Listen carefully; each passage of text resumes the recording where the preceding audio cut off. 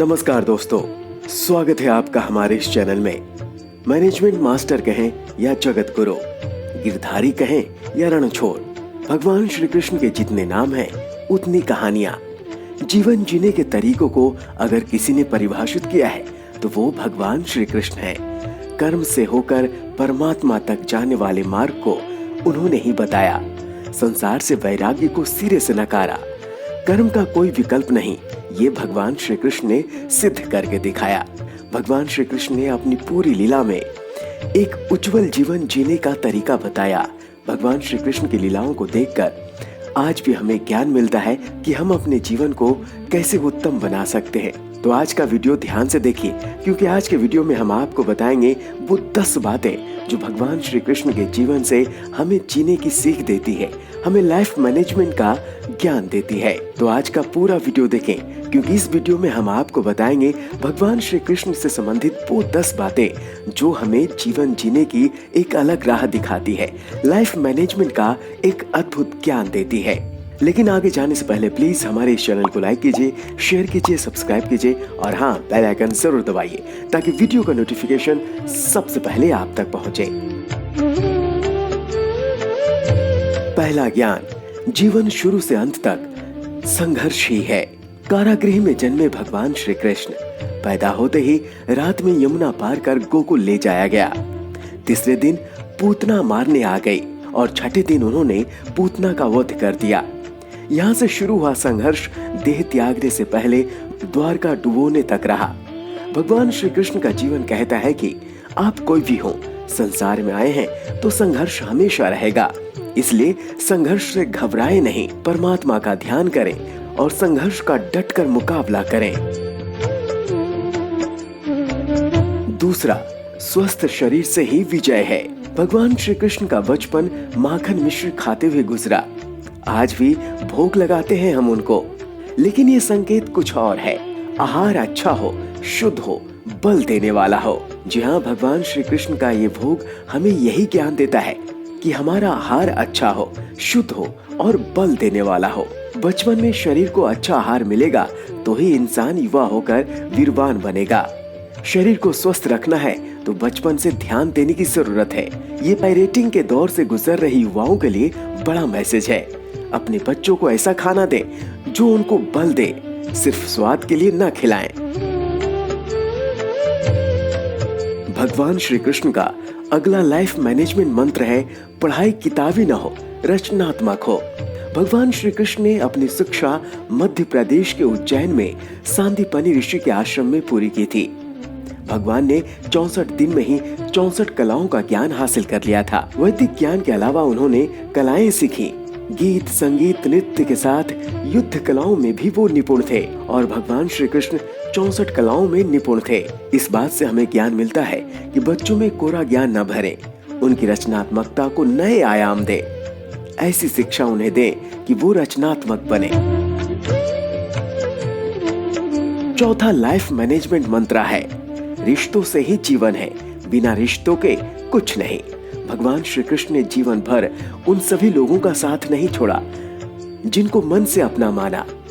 अर्जुन से वे युवावस्था में मिले, ऐसा महाभारत कहती है, लेकिन अर्जुन से उनका रिश्ता हमेशा मन का रहा। सुदामा हो या उद्धव, भगवान श्री कृष्ण ने जिसे अपना मान लिया उसका साथ जीवन भर दिया।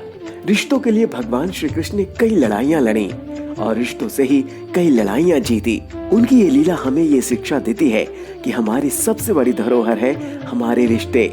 हमें अपने रिश्तों को बचाना चाहिए और मिलजुल कर अपने लक्ष्य को प्राप्त करना चाहिए।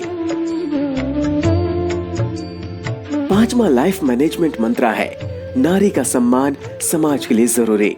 जब राक्षस नरकासुर का आतंक था तब वो लगभग 16,100 महिलाओं को अपने महल में कैद कर लिया था और उसके साथ दुराचार करता था। भगवान श्री कृष्ण ने नरकासुर का वध किया और सभी महिलाओं को मुक्त कराया, लेकिन समाज के लोगों ने उन महिलाओं को अपनाने से मना कर दिया। तब भगवान श्री कृष्ण ने उन सभी 16,100 महिलाओं को अपनी पत्नी होने का दर्जा दिया ताकि समाज में उन्हें सम्मान मिले। भगवान श्री कृष्ण ने उन महिलाओं को सम्मान देने के लिए अपना नाम दिया। भगवान श्री कृष्ण ने हमेशा नारी को शक्ति बताया, उनके सम्मान के लिए तत्पर रहे। ठीक इसी प्रकार आज भी हमें नारी को सम्मान देना चाहिए, नारी शक्ति को नमन करना चाहिए, तभी हमारा समाज आगे बढ़ेगा। क्योंकि हमारे समाज की आधी आबादी महिलाओं की है और आधी आबादी अगर पिछड़ी रहेगी तो समाज कैसे आगे बढ़ सकता है। छठा लाइफ मैनेजमेंट मंत्र है, आपके मतभेद अगली पीढ़ी के लिए बाधा न बने। कम ही लोग जानते हैं कि जिस दुर्योधन के खिलाफ भगवान श्री कृष्ण ने आजीवन पांडवों का साथ दिया, उसकी मौत का कारण भी भगवान श्री कृष्ण की कूटनीति बनी। तो वही दुर्योधन रिश्ते में भगवान श्री कृष्ण का समधी भी था। जी हाँ, भगवान श्री कृष्ण के पुत्र साम ने दुर्योधन की बेटी लक्ष्मणा का अपहरण करके उससे विवाह किया था, क्योंकि लक्ष्मणा साम से विवाह करना चाहती थी, लेकिन दुर्योधन इसके खिलाफ था। साम को कौरवों ने बंदी भी बनाया था। तब भगवान श्री कृष्ण ने दुर्योधन को समझाया था कि हमारे मतभेद अपनी जगह हैं, लेकिन हमारे विचार हमारे बच्चों के भविष्य में बाधा नहीं बनने चाहिए। दो परिवारों के आपसी झगड़े में बच्चे के प्रेम की बलि ना चढ़ाई जाए। भगवान श्री कृष्ण ने लक्ष्मणा को पूरे सम्मान के साथ अपने यहाँ रखा। दुर्योधन से उनका मतभेद हमेशा रहा, लेकिन उन्होंने उसका प्रभाव कभी लक्ष्मणा और साम की गृहस्थी पर नहीं पड़ने दिया। अगला लाइफ मैनेजमेंट मंत्र है, शांति का मार्ग ही विकास का रास्ता है। भगवान श्री कृष्ण ने महाभारत युद्ध से पहले शांति से समझौता करने के लिए पांडवों और कौरवों के बीच मध्यस्थता की। हालांकि दोनों ही पक्ष युद्ध लड़ने के लिए आतुर थे, लेकिन भगवान श्री कृष्ण ने हमेशा चाहा कि जैसे भी हो युद्ध टल जाए। झगड़ों से कभी समस्याओं का समाधान नहीं होता है। शांति के मार्ग पर चलकर ही हम समाज का रचनात्मक विकास कर सकते हैं। इससे हमें ये सीख लेनी चाहिए कि हमें समाज में शांति बनाई रखनी चाहिए और मन में भी शांति बनाई रखनी चाहिए। अगला लाइफ मैनेजमेंट मंत्र है, हमेशा दूरगामी परिणाम सोचें। महाभारत में जुए की घटना के बाद पांडवों को वनवास हो गया। भगवान श्री कृष्ण ने अर्जुन को समझाया कि ये समय भविष्य के लिए तैयार करने का है। महादेव, शिव, देवराज इंद्र और दुर्गा की तपस्या करने को कहा। भगवान श्री कृष्ण जानते थे कि दुर्योधन को कितना भी समझाया जाए, वो पांडवों को कभी उनका राज्य नहीं लौटाएगा। तब शक्ति और सामर्थ्य की जरूरत होगी। कर्ण के कुंडल कवच पांडवों की जीत में आड़े आएंगे, ये भी वे जानते थे। उन्होंने हर चीज पर बहुत दूरगामी सोच रखी। कोई भी फैसला तात्कालिक आवेश में नहीं लिया। हर चीज के लिए आने वाली पीढ़ियों तक का सोचा। यही सोच समाज का निर्माण करती है और हमें भी दूरगामी सोचना चाहिए।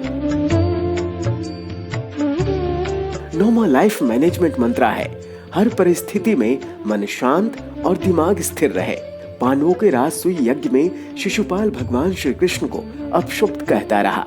छोटा भाई था, लेकिन मर्यादाएं तोड़ दी। पूरी सभा चकित थी, कुछ क्रोधित भी हुए, लेकिन भगवान श्री कृष्ण शांत थे, मुस्कुरा रहे थे। शांति दूत बनकर गए तो दुर्योधन ने अपमान किया। भगवान श्री कृष्ण वहां भी शांत रहे। इससे हमें ये सीख मिलती है कि हमारा दिमाग स्थिर और मन शांत रहेगा, तभी हम सही निर्णय ले सकते हैं। और ये आज के संदर्भ में बिल्कुल सटीक है और हमें आज की इस भाग दौड़ भरी जिंदगी में इसी बात का अनुपालन करना चाहिए। 10वां लाइफ मैनेजमेंट मंत्र है, लीडर बने, श्रेय लेने की होड़ से बचें। भगवान श्री कृष्ण ने दुनिया भर के राजाओं को जीता था। जहां ऐसे राजाओं का राज था जो भ्रष्ट थे, जैसे जरासंध, लेकिन कभी किसी राजा का सिंहासन नहीं छीना। भगवान श्री कृष्ण के पूरे जीवन में कभी ऐसा नहीं हुआ उन्होंने किसी राजा को मारकर उसका शासन खुद लिया हो। जरासंध को मारकर उसके बेटे को राजा बनाया जो चरित्र का अच्छा था। सभी जगह ऐसे लोगों को बैठाया जो धर्म को जानते थे। कभी किंग नहीं बने, हमेशा किंग मेकर की भूमिका में रहे। महाभारत युद्ध में भी खुद हथियार नहीं उठाया, पूरा युद्ध कूटनीति से लड़ा। पांडवों को सलाह देते रहे, लेकिन जीतने का श्रेय भीम और अर्जुन को दिया।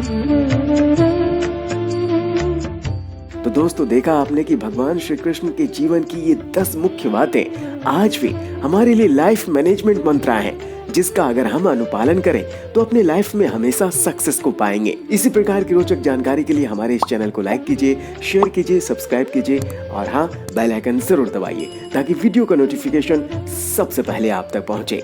नमस्कार।